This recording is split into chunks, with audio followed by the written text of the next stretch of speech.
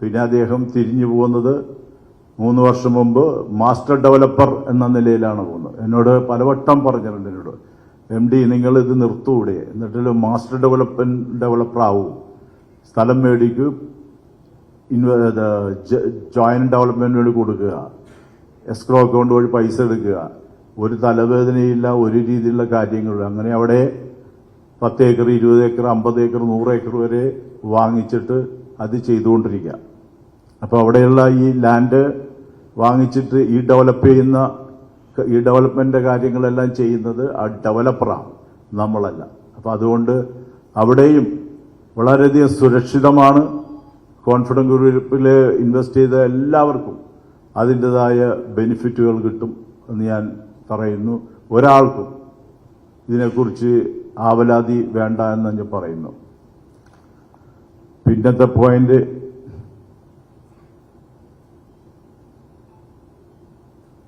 Future of the company. കുറച്ച് പോയിന്റൊക്കെ എഴുതിയാൽ കൊണ്ടുവന്നിരിക്കുന്നത്. Future of the company. ഈ കഴിഞ്ഞ 2 മാസം മുമ്പ് കമ്പനി ഇവിടെ കേരളത്തിൽ 12 പ്രോജക്റ്റുകൾ ലോഞ്ച് ചെയ്യുന്ന പറഞ്ഞത്. അതിലിപ്പോൾ 8 എണ്ണം ലോഞ്ച് ചെയ്ത് കഴിഞ്ഞു. അടുത്ത 12-ാം തീയതി കമ്പനിയുടെ 20ാമത്തെ ആനിവേഴ്സറിയാണ്. ആ ദിവസം ഞാൻ 2 പ്രോജക്റ്റുകൾ ലോഞ്ച് ചെയ്യുന്നുണ്ട്. പക്ഷേ നാളെ 2 ദിവസം കഴിഞ്ഞ് 12-ാം തീയതി അഖിലേന്ത്യാ പണിമുടക്ക് ഉള്ളതുകൊണ്ട് അത് ഞാൻ 14-ാം തീയതിക്ക് മാറ്റി. കോൺഫിഡൻസ് ഗ്രൂപ്പ് ഏത് പ്രശ്നങ്ങളെയും തരണം ചെയ്ത് മുന്നോട്ട് പോയിക്കൊണ്ടേയിരിക്കും. പല ബിൽഡേഴ്സും വടികോൾ ദാറ്റ് നമ്മുടെ ഇതുണ്ടല്ലോ, എന്താ പറഞ്ഞ മണി നിരോധിച്ചില്ലേ, ഡിമോണിറ്റേഷൻ ഉണ്ടായപ്പോൾ പലരും സ്ലോ ചെയ്തു. അതേപോലെ തന്നെ കൊറോണ വന്നപ്പോൾ കുറേ ആൾക്കാരെല്ലാം സ്ലോ ചെയ്തു. ഞാനിത് പുകഴ്ത്തി പറയുന്നതല്ല കേട്ടോ, പക്ഷെ നമ്മൾക്ക് അത് നമ്മുടെ ത്രോട്ടിൽ ഫുള്ള് പോയിക്കൊണ്ടിരുന്നതാണ് ആ സമയങ്ങളിലും. ഒരു വിധത്തിലും ഒരു കാരണവശാലും നമ്മൾ സ്ലോ ചെയ്തില്ല. ഇനി വേറൊരു നഗ്നസത്യം ഞാൻ പറയാം. കോവിഡിന് ഇന്ത്യ മുഴുവൻ ഷട്ട് ഡൗൺ ചെയ്തിരിക്കുമ്പോൾ ലോകവും തന്നെ ഷട്ട് ഡൗൺ ആയിരുന്നു. ആ ഒരു മാസം കോൺഫിഡൻസ് ഗ്രൂപ്പ് 16 കോടി രൂപയുടെ സെയിൽസ് എടുത്തെന്നുള്ള സത്യം. 16 കോടി രൂപയുടെ. കൊറോണ സമയം കഴിഞ്ഞു. മന്ത്ലി സാലറി എല്ലാവർക്കും അതേ ഡേറ്റിൽ തന്നെ കൊടുത്തുകൊണ്ടിരുന്നു. അതേപോലെ തന്നെ കൊറോണയുടെ ഇത്തരം രീതിയിൽ ഫിനാൻസ് എല്ലാ ബിസിനസ് മേഖലയിലും തകർത്തപ്പോഴും നമ്മളിവിടെ ബോണസ് വരെ കൊടുത്തു. അപ്പോൾ ഞങ്ങളുടെ commitment towards clients, towards staff, towards everybody. ചെയർമാനെ സംബന്ധിച്ചിടത്തോളം അദ്ദേഹം ഇവിടെ ഒരു റിയാലിറ്റി ഷോകളൊക്കെ കൊണ്ടുവന്നു. അതിനെല്ലാം എങ്ങനെ നാടിന് അനുഗ്രഹമായി എന്ന് നിങ്ങൾക്ക് എല്ലാവർക്കും അറിയാം. ബിഗ് ബോസ് അങ്ങനെയുള്ള എന്റർടൈൻമെന്റ് കാര്യങ്ങളിലെല്ലാം അദ്ദേഹം പൈസ മുടക്കി. ഓഫ് കോഴ്സ് ബ്രാൻഡിങ്ങിനുണ്ടാവും, പക്ഷെ എന്നിരുന്നാലും അങ്ങനെ പൈസ മുടക്കാൻ താല്പര്യം അതിനുള്ള മനസ്സുള്ള ആളായിരുന്നു അദ്ദേഹം. അദ്ദേഹത്തെയാണ് നമ്മൾ ഓൾച്ചേഴ്സിനെ പോലെ തിന്നണം ഇവിടെയുള്ള ആൾക്കാർ. ഇവിടെയുള്ള പല യൂട്യൂബേഴ്സും അതുപോലുള്ള മാധ്യമക്കാരുമില്ല. നിങ്ങളല്ല കേട്ടോ, സോറി, 100 യൂട്യൂബേഴ്സ് ഉണ്ടെങ്കിൽ 3-4 പേരേ ഉള്ളൂ ഇത് ചെയ്യുന്നത്. ബാക്കി എല്ലാവരും പെർഫെക്റ്റ്ലി ഓൾ റൈറ്റ്, ഒരു കംപ്ലൈന്റും ഇല്ല. മുഖ്യധാര മീഡിയ എല്ലാം ഞങ്ങൾ വളരെയധികം സപ്പോർട്ട് ചെയ്തു. പ്രിന്റ് മീഡിയ ആയിക്കോട്ടെ, വിഷ്വൽ മീഡിയ ആയിക്കോട്ടെ, എല്ലാവരും നല്ല രീതിയിൽ സപ്പോർട്ട് ചെയ്തു. Thank you very much. പിന്നെ ഇതിനകത്ത് വേറെ എന്താ പറയാൻ,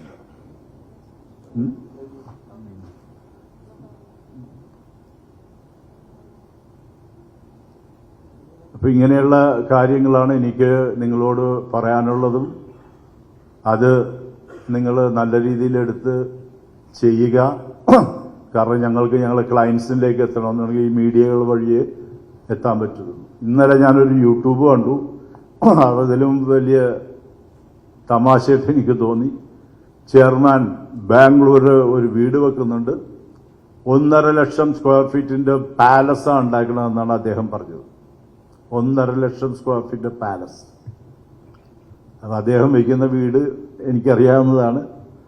25-30 വർഷം മുമ്പ് വാങ്ങിച്ച 35-40 വർഷം പഴക്കമുള്ള അന്നത്തെ അല്ല, ഒരു 10 വർഷം 15 വർഷം പഴക്കമുള്ളത്. ഇപ്പോൾ അദ്ദേഹം അവിടെ താമസിച്ച് 25 വർഷത്തോളം കഴിഞ്ഞു. അപ്പോൾ അത് ഡിമോളിഷ് ചെയ്തിട്ട് അദ്ദേഹം അവിടെ പണിയുന്നു. 12 സെന്റിന്റെ അത് കോർമംഗലിലാണ് ആ വീട്. ഈ 12 സെന്റിൽ എത്ര ലക്ഷം സ്ക്വയർ ഫീറ്റ് പണിയാൻ പറ്റുമെന്ന് ചോദിച്ചാൽ ഇതെല്ലാമാണ് ഇവിടുത്തെ നമ്മളുടെ പല പല നെഗറ്റീവ് ആക്ടിവിറ്റീസ് ചെയ്യുന്ന യൂട്യൂബേഴ്സും മറ്റും ചെയ്തുകൊണ്ടിരിക്കുന്നത്. അപ്പോൾ നിങ്ങളെല്ലാം, ഞാൻ അതുകൊണ്ട് തന്നെയാണ് ഈ പത്രസമ്മേളനം വിളിച്ചപ്പോഴും മുഖ്യധാരയിലുള്ള ആൾക്കാരെ മാത്രമേ വിളിച്ചിട്ടുള്ളൂ. നമ്മളതൊരു കൾച്ചറായിട്ട് എടുക്കുക.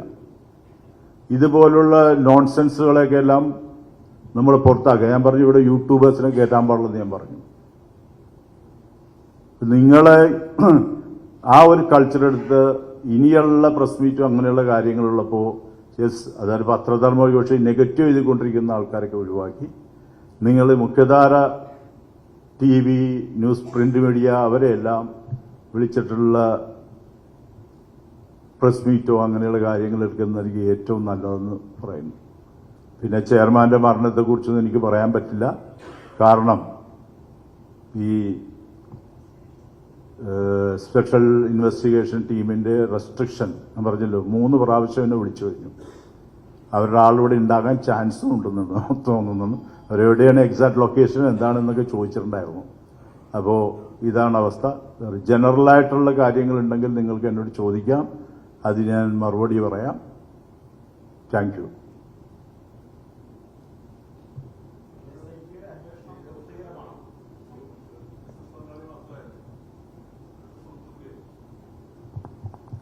അങ്ങ് സി.ജെ. റോയിയുടെ ഒരു അടുത്ത സുഹൃത്ത്, ബിസിനസ് പങ്കാളി മാത്രമായിരുന്നില്ല, ഒരു സുഹൃത്തു കൂടിയായിരുന്നു. അതെ. എന്തുകൊണ്ട് അദ്ദേഹത്തെ ഇമോഷണലി പ്രൊട്ടക്ട് ചെയ്യാൻ താങ്കൾക്ക് പറ്റിയില്ല? തൊട്ടടുത്ത് താങ്കളുണ്ടായിരുന്നു. ഇമോഷണലായിട്ട് പുള്ളി വളരെ സ്ട്രോങ് ആയിട്ടൊരാളാണ്. മനസ്സിലായില്ലേ? പുള്ളി ഒരാളും സപ്പോർട്ട് ചെയ്യണോ ഒരാളും കൺവിൻസ് ചെയ്യണോ പുള്ളിക്ക് താല്പര്യമില്ലാത്ത കാര്യം. ഹി വിൽ സേ അത് മൈ പേഴ്സണൽ പ്രോബ്ലം, അങ്ങനെ പറയുന്നൊരു ഏത് കാര്യത്തിനായാലും. അപ്പോൾ അല്ലാതെ ഞാൻ അവിടെ കൂടെ ഉണ്ടായിരുന്നു, വളരെയധികം കൂടെ ഉണ്ടായിരുന്നു. പക്ഷെ നമ്മൾക്കൊരിക്കലും ആ ഒരു രീതിയിലേക്ക് പോകുമെന്ന് എനിക്കറിയില്ലല്ലോ. ഫസ്റ്റ് ഓഫ് ഓൾ അതൊന്നും അദ്ദേഹത്തിന് റീഡ് ചെയ്യാൻ പറ്റില്ല ആർക്കും. അതായിരുന്നു എൻ്റെ കാര്യം.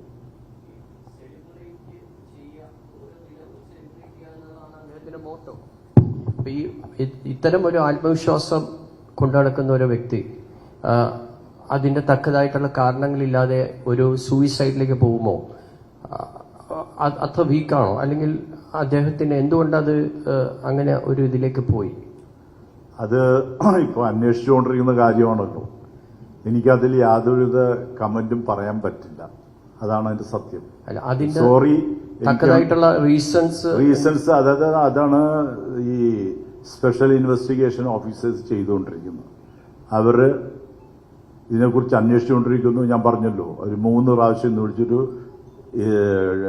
സർക്കിൾ ഇൻസ്പെക്ടർ വിളിച്ചിരുന്നു, 3 പ്രാവശ്യം ACP വിളിച്ചിരുന്നു. അപ്പോൾ അങ്ങനെയുള്ള സാഹചര്യത്തിൽ ഞാനതൊന്നും റിലീവ് ചെയ്യാൻ താല്പര്യമില്ല. അത് എനിക്കും പ്രശ്നമാണ്, എല്ലാവർക്കും പ്രശ്നമാണ്, കമ്പനിക്കും പ്രശ്നമാണ്.